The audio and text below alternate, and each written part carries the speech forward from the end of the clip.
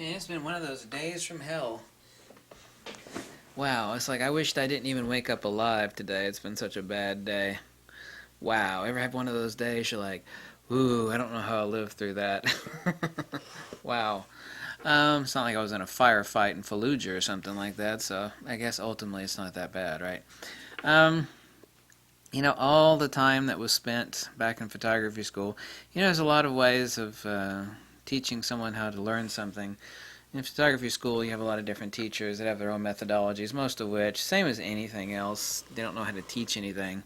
As I've said before, everything is about lighting, but just importantly, underneath that is about lighting control, and then you have to worry about exposure. But then, what is the correct exposure? And the answer is there is no correct exposure. Well, there kind of is. Well, you can certainly lose a lot of stuff in shadow. If it adds to the composition that you're going for, that's fine. It's whatever you envision in your mind. If it turns out that way, then that's what you want. But a lot of people only see what they can actually see with their eyes, and they want to take a shot of that, and it's a huge mistake. A lot of people should actually go around spot metering all day long and start realizing that your camera, no matter how expensive, is just an evil piece of shit. It wants to turn everything into this, everything. And if it sees 8 stops of dynamic range, then it's going to take all of those and average them based upon what percentage of, say, zone 1 is there versus zone 8. Then the question becomes, okay, well, now that you've got the lighting equipment, obviously I assume you're at least shooting an aperture priority to control your depth of field. Then you have to ask yourself, can I actually see with my eye not what is there, but what is potentially there?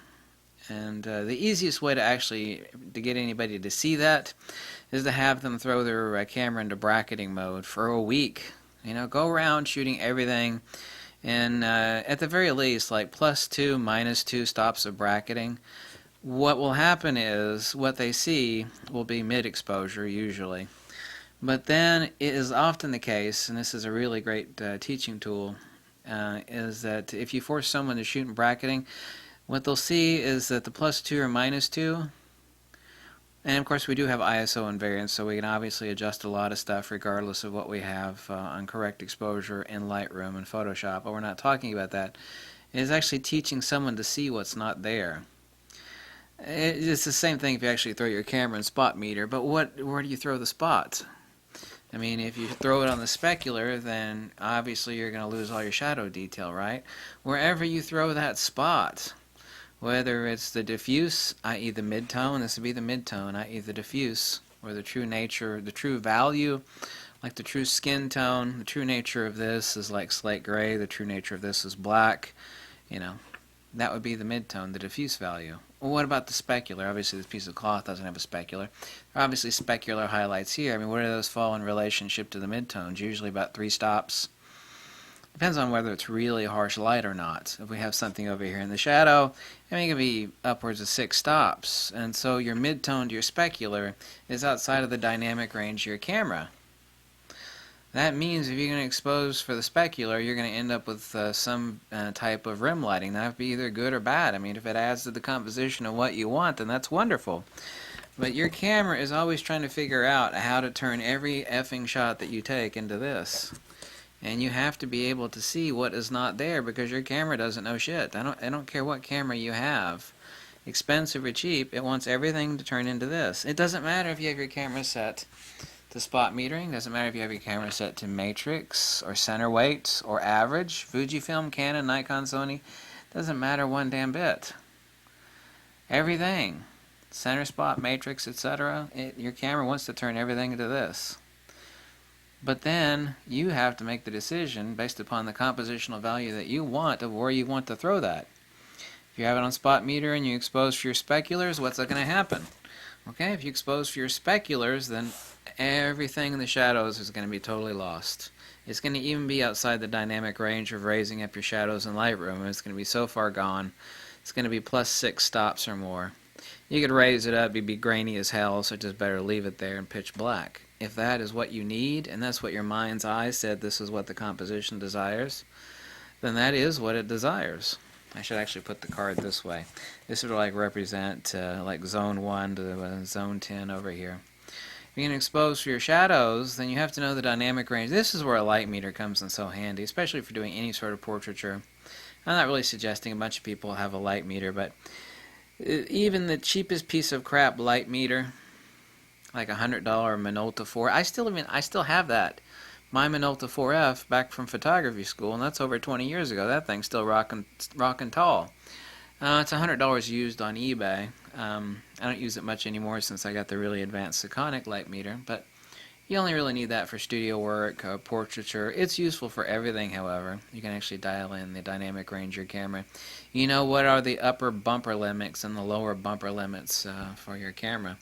I said throwing everything to shadow is not an issue. It's blown speculars. There are very few in the grand. There's perfectly fine to actually blow the speculars if the composition demands it.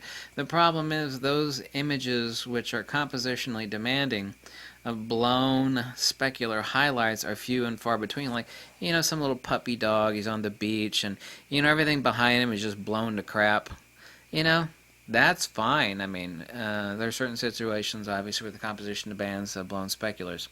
So we always have to be thinking, but not thinking, because you can't learn a language that way either. I mean, I know 7 languages.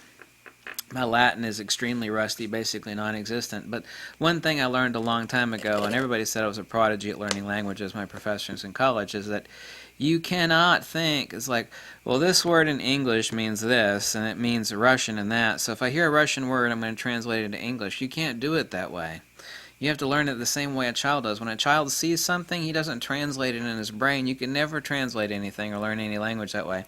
As soon as you see something or hear something, you have to immediately imagine that in your mind what it is. So if you hear the word for children, детский, you don't think, okay, that word means children, so you can't learn anything that way. And it's the same true of photography. When you're actually looking at the control of your lighting, then you'll immediately know, based upon the image you have in your head, long before it actually manifests itself in the exposure of the camera, what it is you want to meter for, because you'll know, it's like I'm an aperture priority, like I'm an f2.8, and camera is choosing the appropriate shutter speed for me, but what am I going to meter for? You know? Your camera wants everything to turn into this, no matter what you have the dial set to, spot, matrix, center weight, average. Every damn camera works the same way. It wants to turn everything into this. When it takes the average of everything, it wants to make a stew. Whatever you give the camera, it wants to mash it together and make a stew that looks just like this, middle gray. But you need to choose what middle gray is. If you choose specular as middle gray, then what happens in the shot is the dynamic range goes this way, and then all your shadows get left in a deep dark hole that are basically unretrievable. You can retrieve them, but they'll look really shitty and grainy. If you choose that the midpoint is your diffuse, i.e. your mid-tone, i.e. the true nature of the value of what that image is to give it proper reproduction in the composition of your shot, then what's that going to do to the speculars? Oh my god, you might end up with blown speculars. That, again, depends on the dynamic range of your camera. Like the D500, for example, is like a gigantic hoot owl. It does not have a very large headroom or headspace for specular dynamic range. It just does not. The D500 is a beast, but it is also a picky little bitch when it comes to blowing specular highlights. I mean, that's a hardcore confirmed fact. I've done the test shots to confirm it. Everybody else has confirmed it. So that's an issue, but not really. I mean, it is ISO invariance, so if you want it to look a certain way and you don't want to blow your speculars, you underexpose it by a couple stops and raise it up to the point of saturation, ISO invariance, and Lightroom. This is why shooting raw files is so important. It's incredible when people are like, why do you shoot raw files? My JPEGs look fine. Well, I mean, really?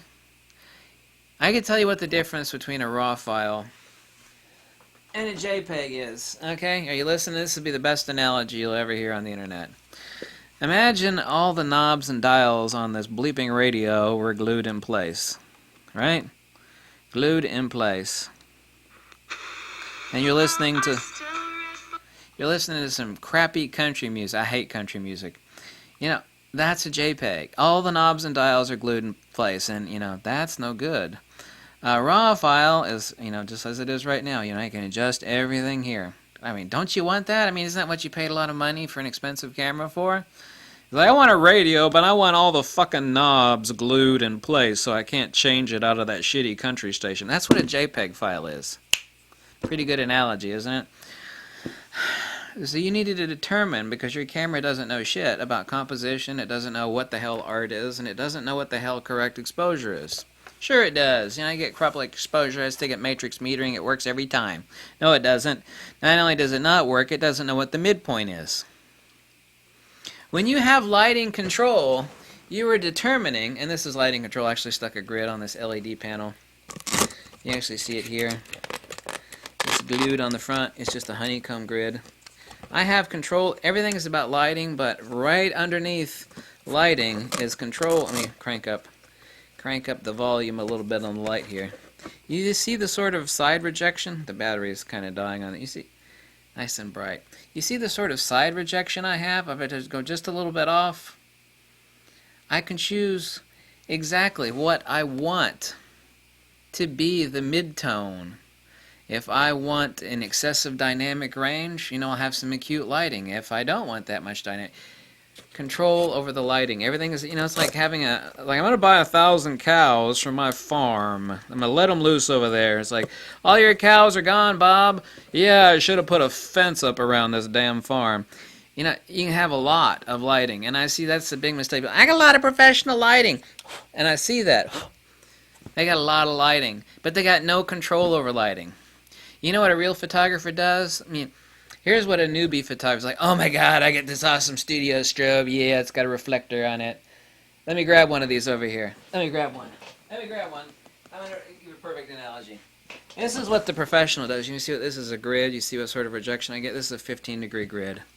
This is what a professional photographer does, as opposed to like a noob. It's like, I got a piece of lighting. It's awesome. It's like, yeah, you can flood that bitch with a lot. Not referring to any women or anything. You can flood that person with a lot of lighting.